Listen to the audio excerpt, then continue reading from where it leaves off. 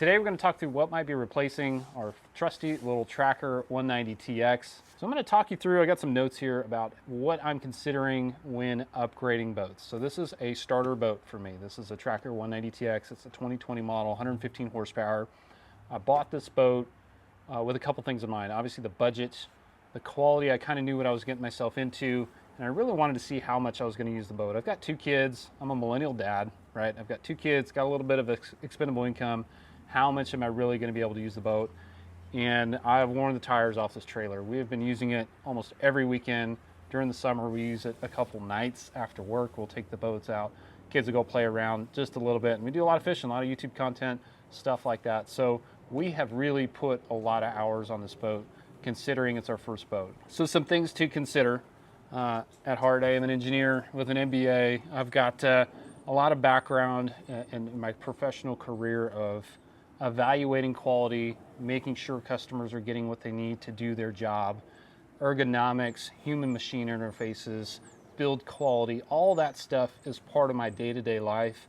So a lot of that carries over into my toys, right? I've got a classic car here that's got a whole bunch of upgrades to it. There's a lot of quality that I go into it. And like I said, I knew what I was getting into with a Tracker starter boat, and now it's time to take that next step, or even maybe 2 steps into the future. So the first topic is aluminum versus fiberglass. I live in North Texas. If you've been watching the Bassmaster Classic, which is actually just now, they're weighing in right now, you've seen 2 things. You've seen a lot of wood. Those guys are fishing a lot of timber, and you've probably seen a lot of wind. If you've seen any of the classic practice or even Friday, huge winds come through Texas. Any spring day, you're talking 20 to 30 mile an hour winds are pretty typical. And so the wind in big water is typically a consideration for us, especially as you look at lakes like Ray Roberts. We've got Lake Texoma, which is big water. That's just about an hour north of here. So I want to make sure that when I take the family out, if a storm comes rolling in, we've got enough power, enough boat to get us back safely. So safety, reliability is a big one. Build quality is a big one. We want to make sure that everybody's good, especially as we continue to upgrade boats, go a little faster, things like that. So the brands that we're looking at, and luckily I got a chance at the Bassmaster Classic Expo to get my hands on some of these boats, is the Tracker, Ranger aluminum, Vexus aluminum, and the Xpress. Those are kind of the 4 players when you start talking aluminum boats that are out there. And I'll touch on some of the things that I noticed, and I'm going to continue doing my research, but I want to share with you kind of some initial assessments coming out of the Bassmaster Classic Expo, getting my hands on these boats. We're looking at like a $55,000 to $65,000 boat. You know, as we start to play with options, power poles, things like that, we could probably bump that up if we needed to. But that's kind of where I'm at. This boat, when I bought it used, was in the $24,000 range. So we're going up a few notches, right? 250 horsepower minimum, basically, I want to be able to run with the other guys. I want to make sure I have enough boat underneath me to handle big water. So the first one is the Tracker 215 Savage. So this is my first look at it. It was in their booth, pretty limited sales representation to really kind of walk me through it. But I would say a lot of what I've learned on operating a Tracker carries over to the Savage. Pretty basic boat, right? It's very beginner, very entry level, very simple. It has met my needs, but I've since outgrown it. It's built in Missouri. You can get up to 250 horsepower on it, 95-inch beam, 21 foot 3 inches. I've had some transom issues with this boat, even when it was stock. So I do have some underlying concerns about the overall robustness of the boat itself. It is kind of that entry-level boat, so things, you know, start to take corners on material thickness or weld qualities. Things have to come from somewhere to get the cost down from it, and so my radar is on high alert on that kind of aspect to it. Don't want to go buy a brand new boat and have issues anytime soon. Whereas this one, I bought it used, it pretty much cracked a transom pretty soon thereafter, if not already when I bought it, and I didn't even notice it. All that said, I've done some welding work, we fixed that up, but don't want to do that again. So we're going to go through, and that's going to be part of like the whole quality. I'm going to just give it a subjective assessment, red, yellow, green in the middle. We've got build quality of the interior, ergonomics, customization, and the trailer, and kind of the things I'm looking at. I'm not talking about cost yet. We're kind of all within this sweet spot. As we start to tone in on options and things like that, we can start talking about cost. For right now, we're going to leave that out. Storage compartments are a big problem in Trackers. These are all, I mean, you can probably hear this, like they're just bare bones. For this particular boat, there's actually no lip on the inside of the seals on the 190. The 215 does have a formed lip, which is good, helps keep water out of it. You know, if this boat, if it rains, pretty much water is going in your compartments, and that's no fun. But they're very loud. And so some ways to mitigate that is you put a rubber seal on top of that lip, and you can even foam the bottom side of the lid. You don't want to make a ton of noise when you're operating your lid, especially if you're scoping, you know, close quarters. You want to make sure you're as quiet as possible. It also helps keeping the junk in your compartments dry, right? That's a big deal. So not very good on the tracker. They're just basically form lips, and you got a hard seal. They got a little bit of EVA foam to serve as some dampening. I predict that's going to wear out or fall off over time, and you're going to end up some rattling. There's actually, here, look at this one.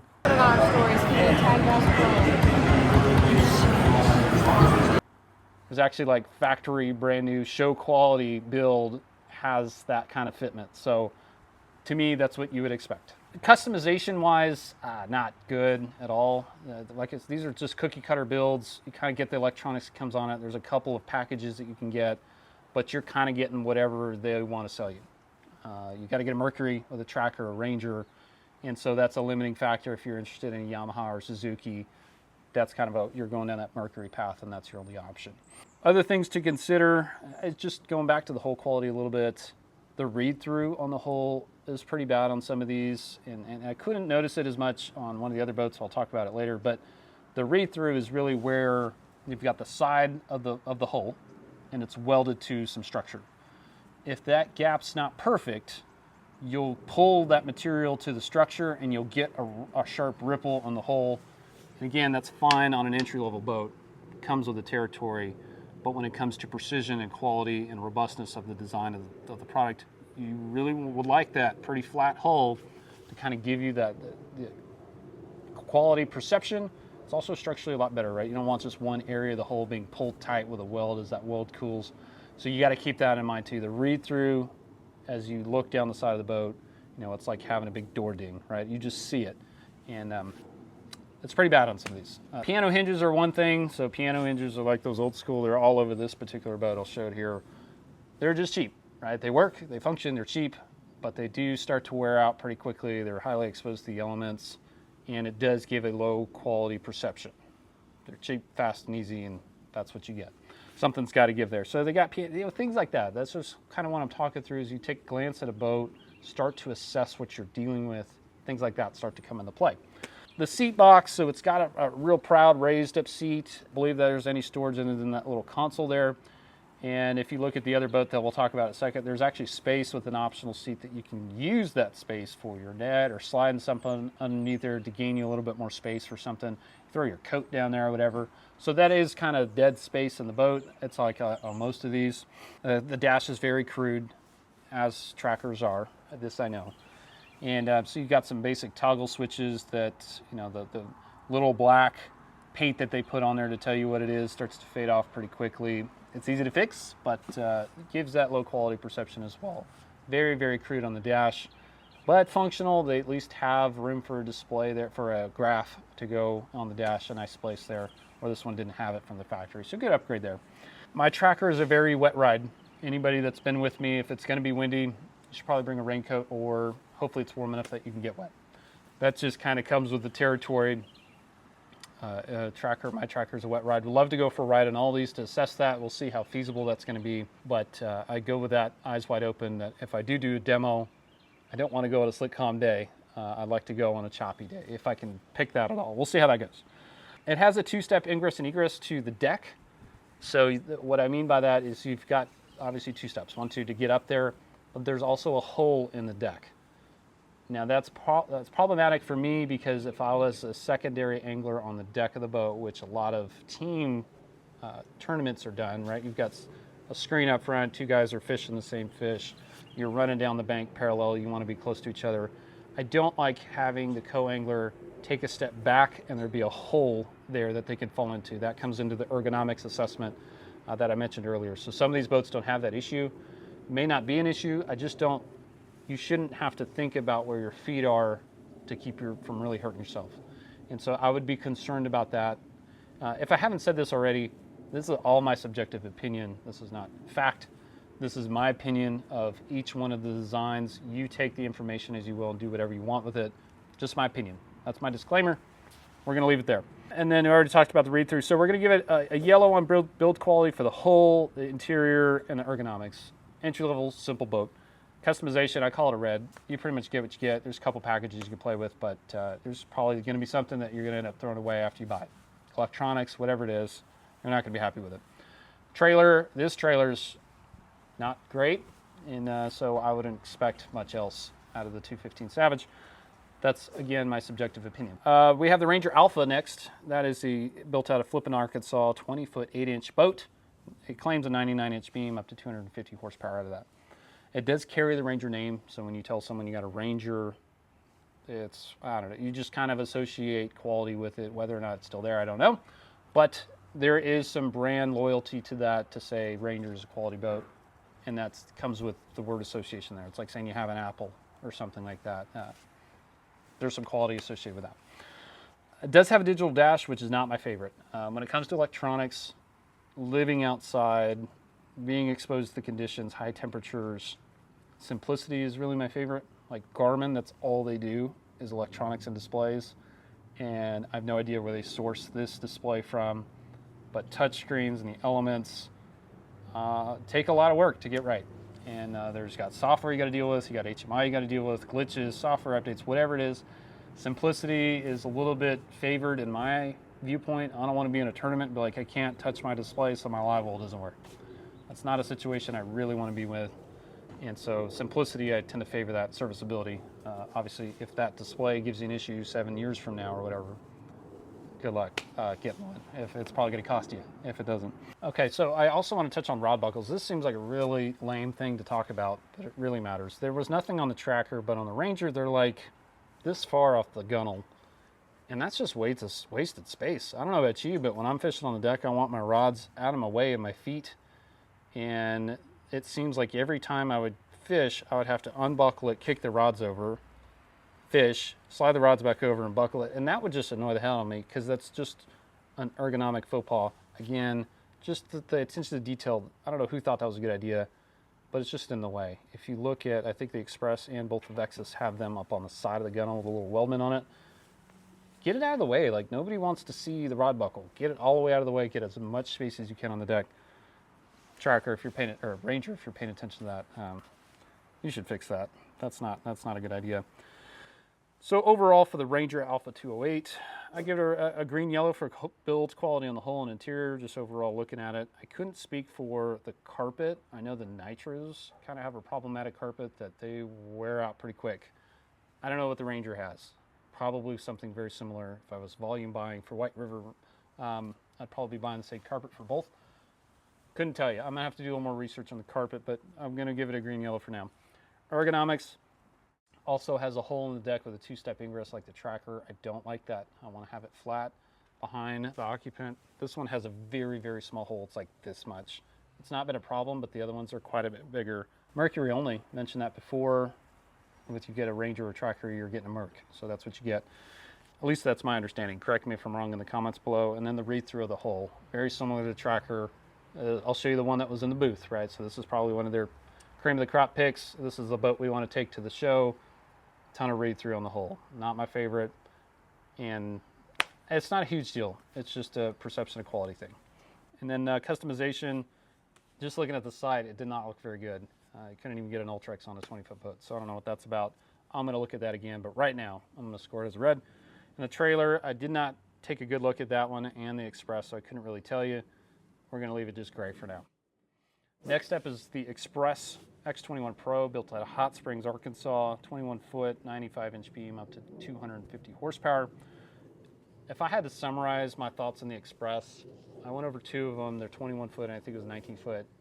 It's a fancy Grizzly.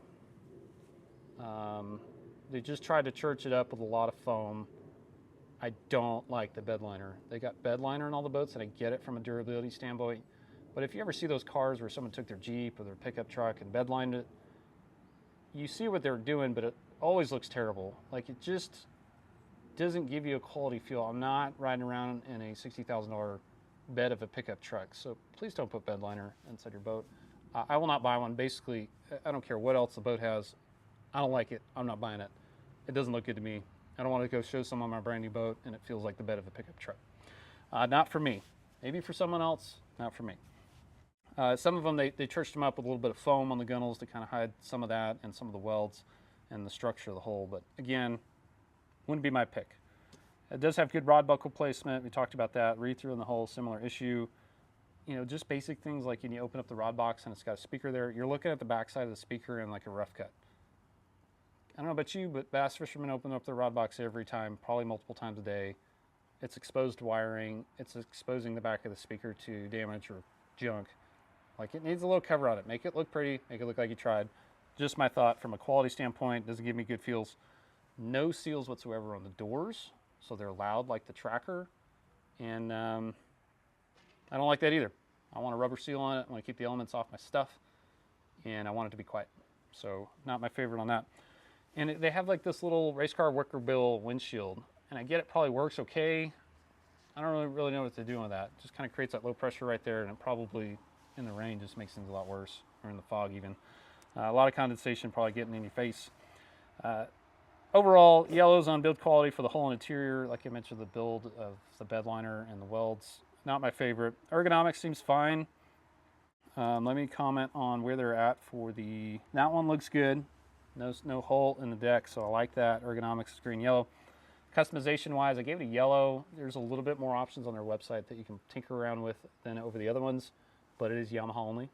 So if you want a Merc, or you want a Suzuki, you get a Yamaha only. If you get an Express boat, is what it is. Nothing wrong with that. Just know that going in. And then trailer, didn't get a good look at that.